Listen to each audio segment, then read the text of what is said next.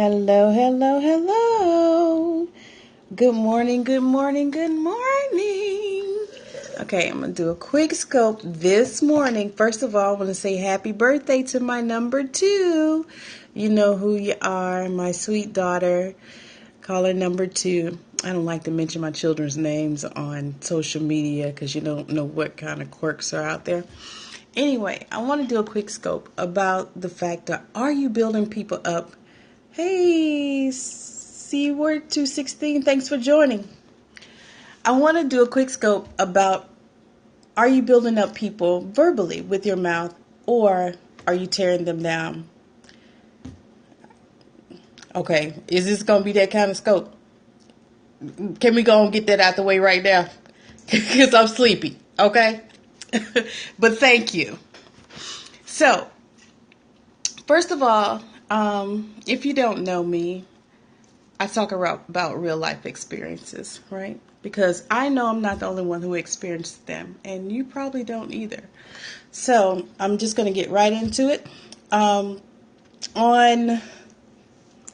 a few days ago, I'll put it like this. A few days ago, I was in a meeting, and I just so happened to sit by this woman who I thought was extremely gorgeous. And if you know me, I am not shy about giving other women compliments because if I think someone is pretty, then why not tell them that? If you think someone is attractive, why not tell someone, thank you? I hope so, Seward, I hope so. So, I don't have my stand tonight, so I'm going to be switching arms back and forth. But I think that if you see someone who's attractive, like as a female, I don't mind giving another woman a compliment because I think like, wow, she's pretty, she's gorgeous. And if I can express that to her, then I will. Like, I think it's okay to give another woman a compliment because you never know what that compliment would do for that person. Like I found out, not that I didn't know already, but on a few days ago, I complimented a woman that I just so happened to be randomly sitting by in a meeting. And you know how you sit by people, you don't really look them in the face. But I just turned and I saw the glow and the gorgeousness of her skin. She had freckles. Her hair was nice. She had a beautiful smile. I know you say I pay a lot of attention to detail to people. Yes, why not? Why not let someone know? Because I pay a lot of attention to myself. Why not pay attention to other people? But the woman was gorgeous, okay? And I told her, I was like, wow, exactly, thank you. I was like, wow, you are so pretty. And she was like, gave me that look like, okay, thanks. And I was like, you're gorgeous. So the meeting continued and we just went on, about our way. And then somewhere, I know, sometimes people say, well, that might come off as a, what's the word I'm looking for? Okay, I haven't dated in a while. Let me see, what's the word? A come on. What's the new word for come on? Okay, excuse me, it's a little late. So my vocabulary may be a little bit minimal tonight. I might have been trying to come on to her because I complimented her more than once, but I just thought it was necessary. She just was a pretty woman. And so again, before the meeting was over, I was like, ma'am, I just want to tell you how gorgeous you are. And she said, thank you, because I don't think so. And I was like, what? The woman was beautiful. I didn't realize me just telling her that she was pretty was something that she didn't hear often, if ever. And it was important to her because it made her feel better about herself at that particular time. Because you never know what someone thinks of themselves, even if they're attractive or Tarona and I are loving this conversation by you. Thank you. I appreciate it. Where is Tarona? Tell her I say hello. But I wanted, she gave me a hug and she just told me that she didn't think she was beautiful. And I thought, how could you look in the mirror and not see all the gorgeousness that is before you. I mean, she had her freckles was what stood out, to me, because I have a few freckles, but hers were more pronounced. But I draw too, and I'm kind of a freelance artist. Torona can draw a little bit better than me, though. But it's something. Okay, my daughter. But I notice people's features because I guess I see with an artist's eye for lack of better words. So I notice details about people's face, about people's character, physical characteristics. But the fact that this woman did not think that she was attractive stunned me because it was evident to me. I know they say beauty is in the eye of the beholder. And, she didn't see the beauty in herself that I saw in her. But it was important for her to hear that from someone other than herself.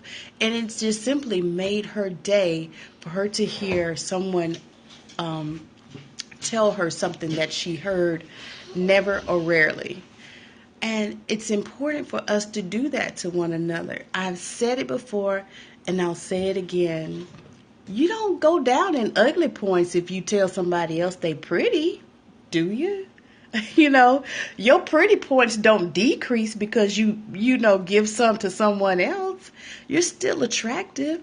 You still can be confident in who you are. It's okay to pay someone a compliment, when you're talking to them, even if that person may not be beautiful in your eyes. Compliment their eyelashes, compliment something about them to make them feel good about themselves, because you never know that deep down darkness that someone has about themselves or how they see themselves. Just because you see them one way, they may see themselves a totally different way, and you telling them the opposite of what they think might spark some interest in them and start seeing themselves another way. True story about myself, as I always do. When I was growing up, I never thought of myself as attractive or pretty. I was just like a little tomboy. I was getting dirty, climbing trees, playing sports, getting scars. That was me. I was like the little tomboy. And it wasn't until I was 7th grade, that's middle school nowadays. I was 7th grade, and my brother asked me to get in a beauty contest. Now, my brother is about 4 years older than me, and I looked up to him. He was like I won't say idol, but I definitely looked up to my brother, and I respected him very much. So when he asked me to get in a beauty contest at school, I was like, why? Because it's for pretty people and I'm not pretty. I never looked at myself that way because I thought of myself as not as one of the other dudes, but almost equivalent to the dudes. I didn't just see myself as attractive. So him saying that to me boosted my confidence some. Not a great deal, but I always tell people I got my self-esteem from my big brother because he was the one who told me that I was attractive enough to compete with other women. And I thought, wow, that was a boost to not only my confidence, but my self-esteem. And over the years, the more he encouraged me, the more I did it. And the closest I came to winning was first runner-up. And there's several reasons that could be, but I just might not have been good enough that night. But I'm from Alabama, so that might have been one thing, and that might not have been the thing. But anyway, over the years, my big brother, telling me that I was attractive. He didn't say that I was pretty enough to be in it. He said, you could win. And I thought, I could? I didn't have that confidence in myself. I didn't dress like a girl, except for maybe Sundays going to church or Easter programs or whatever. I didn't dress like a girl. I wore baggy jeans, baggy shirts, and guess what? I ironed nothing, okay? I never put an iron to my clothes, okay? They were wrinkled, they were baggy. I dressed like a vagabond, probably, I did not dress in like a girl, period. So him telling me that boosted my confidence, made me feel better about myself. And after about maybe 3 or 4 years, it took a little time, but I started to dress more feminine, because then I started to feel like a girl more. And my brother played a huge part in my self-esteem growing up. And in high school, it was my big brother who encouraged me. So I encourage you to encourage other people. Are you that chicken? Remember one of my scopes, I talk about women who pick on other women. We call them chicken heads because they peck at each other for no apparent reason. And well, mostly the reason is a pecking order. They want a pecking order. They want to say who's the top chicken, because remember, eagles fly, chickens sit around, run around, and peck each other. You're a chicken or an eagle. Anyway, so I want to encourage you to lift up with words. Words are important. I can't say it enough. Sticks and stones may break my bones, but words will never hurt me. That's a crock of poo-poo. That's a big pile of duty. Words hurt. Words are some of the most powerful things. Words can kill you. Words can encourage you. Words are important. You can smile at someone, but if you tell them what's the motivation behind that smile, it can make a difference in a person's day. You can point to someone, but if you tell them the motivation behind that point, it can make a difference. You could be pointing at them, laughing at them, or you can be pointing out some great qualities or characteristics in that person also. So words are important. We communicate with words.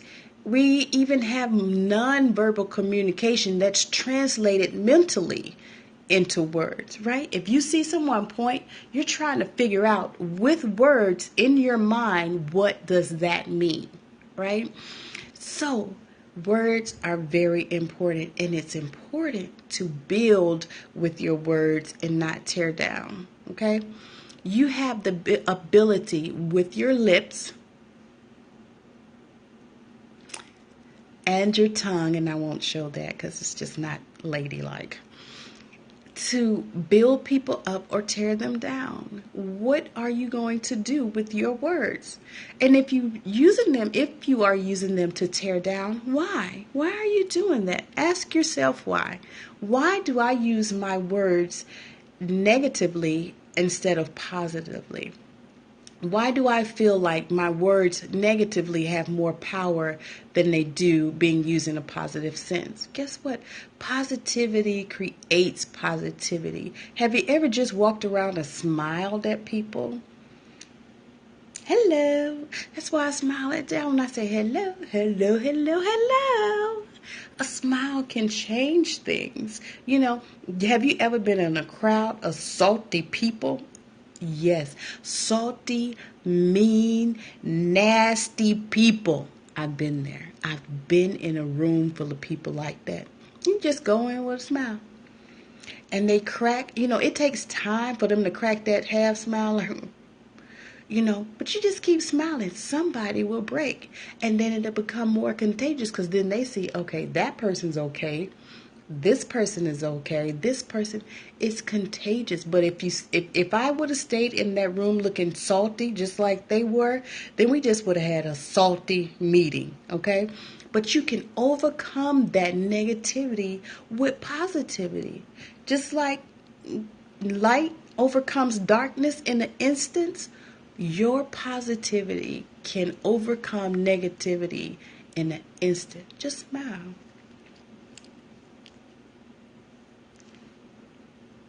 You don't have to weep because some people get, crazy thoughts, but you know what I mean. But the idea of just sharing and making someone feel better about themselves with your words is one of the greatest things you can do in life. You don't have to offer them money. You don't have to offer them material things. But if you offer them encouraging words, I guarantee it's probably going to stick with them for a long, long, long time in their lives. Just like hurt, when you hurt people, it creates a emotional scar. When you heal people and when you help people, it creates like that feeling of good pleasure that our brain translates and relates to something like, okay, I just had 3 pieces of chocolate. Shh, don't tell nobody. I love chocolate. When I eat chocolate, it's like I'm in this world of blissfulness. Words can be like that. And every time I eat chocolate, I just think, yum, this is just so great. It's a feeling, it's pleasurable to me. It's something that I enjoy. So your words can be translated into something pleasurable. Those words can come back to that person's mind at any given moment and create a smile that they didn't have before, or create a feeling of pleasure, of good feeling, good warm feeling. Maybe that's a better word, because I'm going to have one more chocolate before I go to bed. Just one more. But it can create feelings, good feelings of warmth and love and comfort. Just your words can do that. So, almost 20 minutes. I think I'm doing good. I'm getting better at this. Like, I'm not going like 35, 45 minutes, at least these last 2 times. But I want you guys to know how much I love you, right? And how beautiful I think you are. Yes, you are beautiful. Did you know that? If you didn't know, now you know. You're beautiful. Did you know that you're smart too? Yep, you're smart. You're very smart. You're intelligent, okay? You're intelligent. You are loved. You're creative. You know, there's something so creative about you. There's something so uniquely special about you that maybe no one else have. You have ideas. You have thoughts. You put things together in your mind. You just have to put them on paper and create them. That's because you're beautiful, you're smart, you're creative, you're intelligent. Put those things together and let them work for you. And you know what else? You're needed. Women, you are needed. You know why? Because you're the seed carriers in the earth. No seed can come forth out of the earth without you. And I use the example of a seed because if you look at earth, right, nothing can be brought forth from the earth unless it's a seed first, right? So the earth is what grows the seed, it nurtures the seed, and it's attached, it reproduces. The seed grows, it falls to the ground, and it reproduces. So the earth is that nurturing, that needed part, that carrier of all of creation, right? Everything needs to be nurtured and carried, right? So, women, you are the seed carriers. Yes, you so special. I love you. Men, yes, you men. Guess what? You're the seed planters. We can't carry the seed if you don't plant them. Now, don't go plant seeds in everybody's garden, because that is not a good idea. But that's a later scope. But anyway, you're strong. You are smart. You're intelligent. You're protective. You are builders. You are wise. You are providers. You are needed. We need you and you need us. Guess what? Human race will die out if we don't get this thing right, okay? You plant the seeds, we carry the seeds, and we keep this thing going. And we can't do it without love. Love is the most important thing in this whole operation of life. Because if I can't love you, I can't love myself. How are we ever going to get anything accomplished? I want to tell you one more time, ladies, you're beautiful. Okay, I'm not going to sing. I just had a thought to do that. But I've been eating chocolate. And I'm going to eat some more before I go to bed. But anyway, okay. Yes, okay, doing good still. Just know that you're loved. I love you. I think you're beautiful. I think you're gorgeous. And make sure you encourage someone with words, positive words. You never know how much of a you would make their day. Okay? So thanks for hanging out with me. I appreciate it so much. You guys, thank you. You're special just for being up with me this late or this early, however you want to put it. But I thank you. I appreciate you. Your time is so precious, and I'm so glad you chose to spend it with me this morning. So, again, I love you dearly. I thank you, and have a wonderful morning.